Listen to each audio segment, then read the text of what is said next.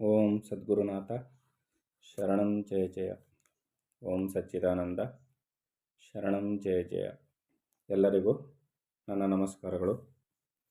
ಜ್ಞಾನೇಶ್ವರಿ ಗೀತಾಮೃತ ಶ್ರೀಕೃಷ್ಣ ಅರ್ಜುನರ ಸಂವಾದವನ್ನು ನಾವು ನೋಡ್ತಾ ಇದ್ದೋ. ಅರ್ಜುನನಿಗೆ ಶ್ರೀಕೃಷ್ಣ ಪರಮಾತ್ಮನು ಭಕ್ತಿಯ ಸ್ವರೂಪ ಹೇಗಿರಬೇಕು, ಯಾವ ರೀತಿಯಲ್ಲೆಲ್ಲ ಸುಲಭವಾಗಿ ಪರಮಾತ್ಮನನ್ನು ನಾವು ಭಕ್ತಿಯನ್ನು ಮಾಡ್ಬೋದು ಪರಮಾತ್ಮನಲ್ಲಿ ಅನ್ನೋದನ್ನು ಒಂದೊಂದಾಗಿ ವಿವರಣೆಯನ್ನು ಕೊಡ್ತಾ ಇದ್ದ. ಯಾರು ಅನನ್ಯ ಭಕ್ತಿಯಿಂದ ಶುದ್ಧ ಅಂತಃಕರಣ ಮಾಡಿಕೊಂಡು, ಅಂದರೆ ಅಂತಃಕರಣದಲ್ಲಿ ಸ್ಥಾನವನ್ನು ಕೊಡ್ತಾನೋ, ಪರಮಾತ್ಮನ ಅನನ್ಯವಾಗಿ ಯಾರು ಚಿಂತಿಸ್ತಾನೋ ಅಂಥ ಪ್ರಿಯ ಭಕ್ತರಿಗೆ ನನ್ನ ಅಂತಃಕರಣದಲ್ಲಿ ನಾನು ಜಾಗವನ್ನು ಕೊಡ್ತೀನಿ, ಪ್ರೇಮಾನಂದದಲ್ಲಿ ಅವರನ್ನು ತೂಗಾಡಿಸ್ತೀನಿ ಅಂತ ಪರಮಾತ್ಮ ಇಲ್ಲಿ ಹೇಳ್ತಾ ಇದ್ದ. ಅಂದರೆ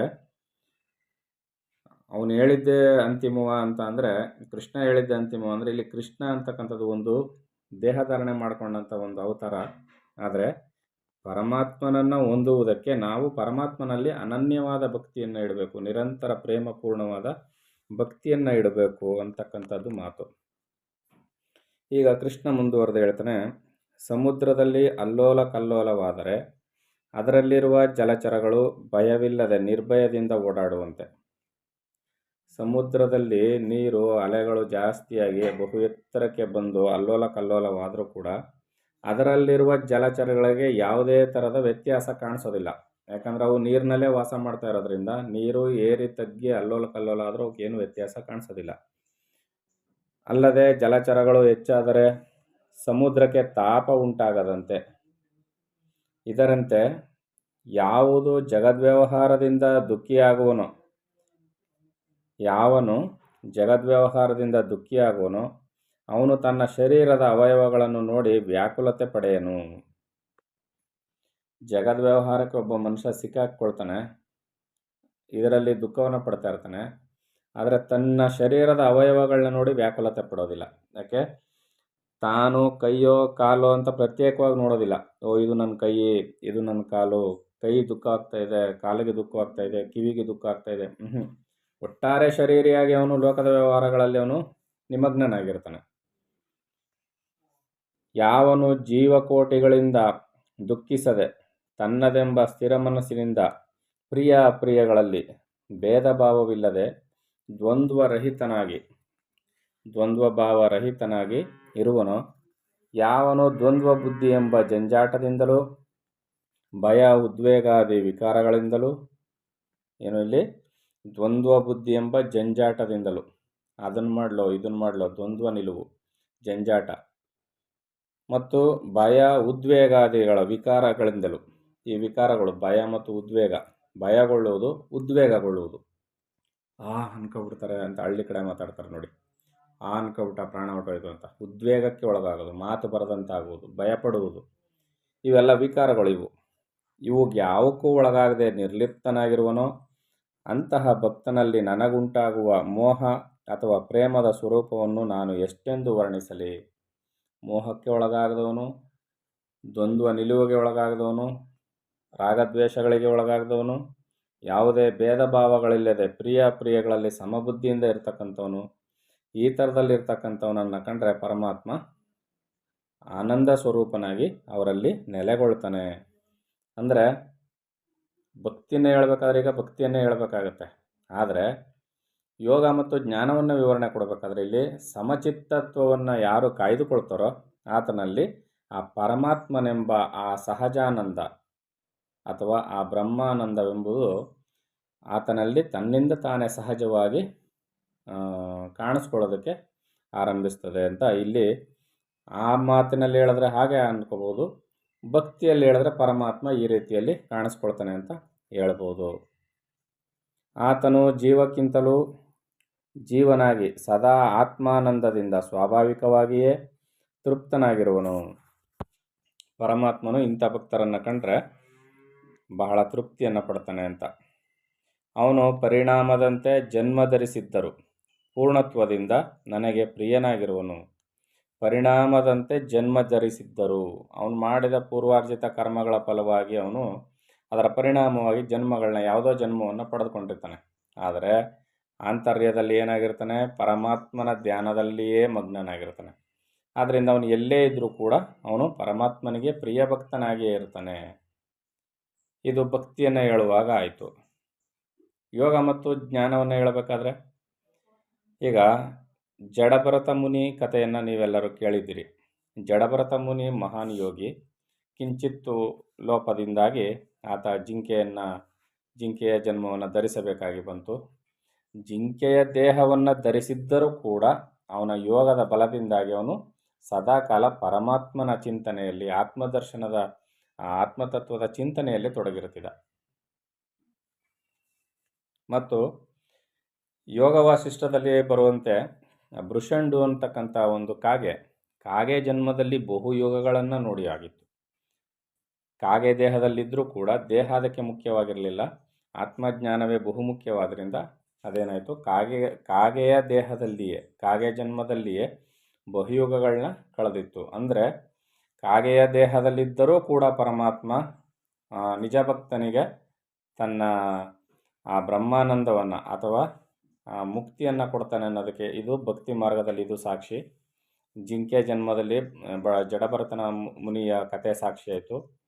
ಭಕ್ತಿಗೆ ಹೋಲಿಸ್ಕೊಂಡ್ರೆ ಅದೇ ಯೋಗ ಮತ್ತು ಜ್ಞಾನವನ್ನು ತೆಗೆದುಕೊಂಡಿದ್ದೆ ಆದರೆ ಈ ರೀತಿಯಲ್ಲಿ ಜ್ಞಾನಿಯಾದವನು, ಯೋಗಿಯಾದವನು ದೇಹ ಮುಖ್ಯ ಅಲ್ಲ, ಯಾವ ದೇಹದಲ್ಲಿರೋ ಪರಿಣಾಮದಿಂದ ಅವನು ಜನ್ಮವನ್ನು ಎತ್ತಿದರೂ ಕೂಡ ಅಲ್ಲಿ ಪರಮಾತ್ಮನಿಗೆ ಪ್ರಿಯನಾಗಿರ್ತಾನೆ ಅನ್ನೋ ಮಾತಿಗೆ ಈ ಮಾತನ್ನು ಇಲ್ಲಿ ಹೇಳಬೇಕಾಗಿ ಬಂತು.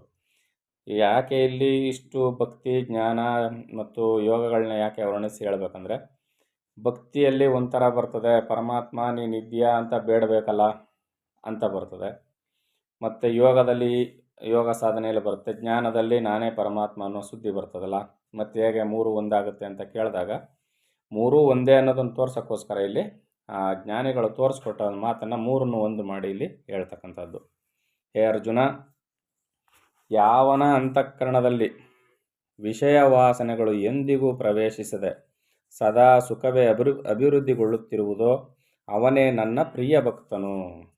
ಪರಮಾತ್ಮ ಹೇಳ್ತಾ ಇದ್ದಾನೆ, ಯಾವನ ಮನಸ್ಸಿನಲ್ಲಿ, ಅಂತಃಕರಣದಲ್ಲಿ, ಅಂತಃಕರಣ ಅಂದ್ರೇನು, ಮನ, ಬುದ್ಧಿ, ಚಿತ್ತ, ಅಹಂಕಾರ ಅಂತ ಏನು ಕರಿತೀವಲ್ಲ, ಯಾರ ಅಂತಃಕರಣದಲ್ಲಿ ವಿಷಯ ವಾಸನೆಗಳು, ಯೋಗ ಸಾಧಕನಿಗೂ ಅದೇ ನಿಯಮ, ಭಕ್ತಿ ಸಾಧಕನಿಗೂ ಅದೇ ನಿಯಮ, ಜ್ಞಾನಿಗೂ ಅದೇ ನಿಯಮ.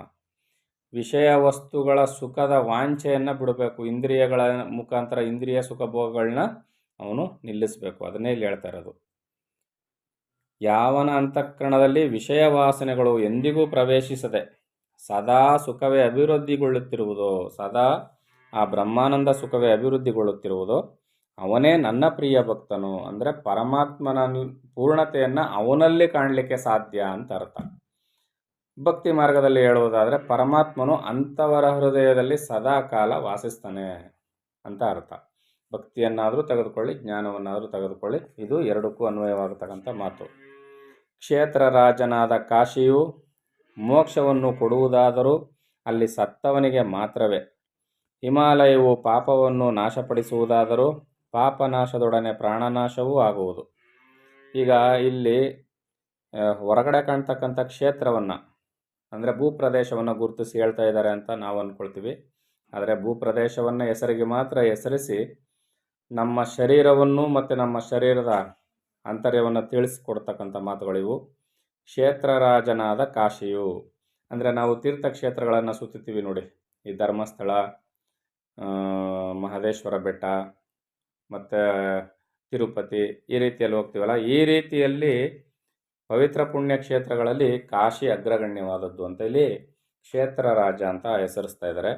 ಕ್ಷೇತ್ರರಾಜನಾದ ಕಾಶಿಯು ಮೋಕ್ಷವನ್ನು ಕೊಡುವುದಾದರೂ, ಕ್ಷೇತ್ರರಾಜನಾದ ಕಾಶಿ ಮೋಕ್ಷವನ್ನೇನೋ ಕೊಡುತ್ತದೆ ನಿಜ, ಆದರೆ ಅಲ್ಲಿ ಸತ್ತವರಿಗೆ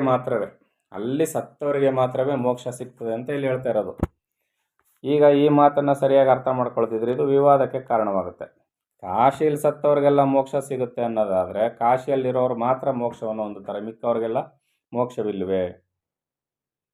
ಅಂದರೆ ಇಲ್ಲಿ ಕಾಶಿ ಅಂತಕ್ಕಂಥದ್ದು ಬಂದು ಭೂಪ್ರದೇಶದಲ್ಲಿರುವ ಕಾಶಿ ಅಲ್ಲ, ಆ ಕಾಶಿ ಅಲ್ಲ, ಶರೀರದಲ್ಲಿ ಕಾಶಿ ಕ್ಷೇತ್ರವಿದೆ. ಆ ಕಾಶಿ ಕ್ಷೇತ್ರದಲ್ಲಿ ಅವನು ನೆಲೆಗೊಂಡಿರಬೇಕು. ಪ್ರಾಣ ಪ್ರಯಾಣ ಕಾಲದಲ್ಲಿ ಅವನು ಅಲ್ಲಿ ನೆಲೆಗೊಂಡಿರಬೇಕು.